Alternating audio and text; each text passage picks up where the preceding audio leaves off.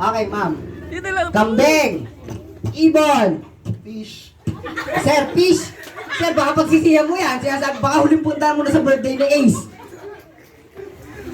Wala, fish talaga ha. Okay, narinig yan. Hindi ko mapilit. Siya po ang namili ng fish.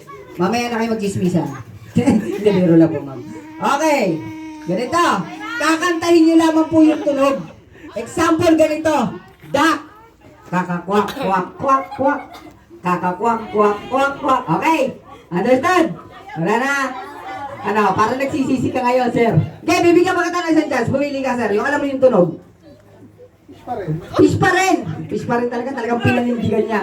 Okay. Yan, sabihin mo dyan. Ah, dito tayo sa asong gala. Tigre, tigre. Sabihin mo. Tigre. Oh. Aw, aw, aw.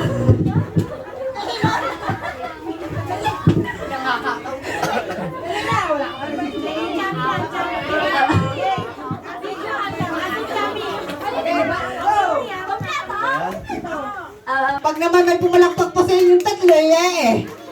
Yan, sir. Kinakabahan ako sa iyo eh.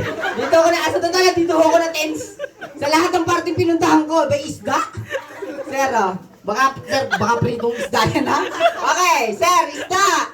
Lakas yung tunog eh. Kaya parang agawan na lang ako. Lub, lub, lub, lub, lub.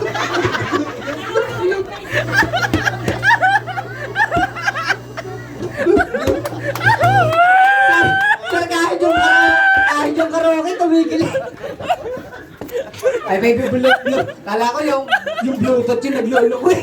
At sir, okay, okay. Thank you, ang galing-galing. Kasi, dito lang kayo. Dito lang, walang aalis. Walang aalis at walang kikilos ng masama. Siyempre po, bago ang lahat, palakpakan muna natin ang mga hayop natin. Yan. Aso, ma'am, no? Para po may manalo dito, bibilis po tayo sa palakpakan, ano? Umaasa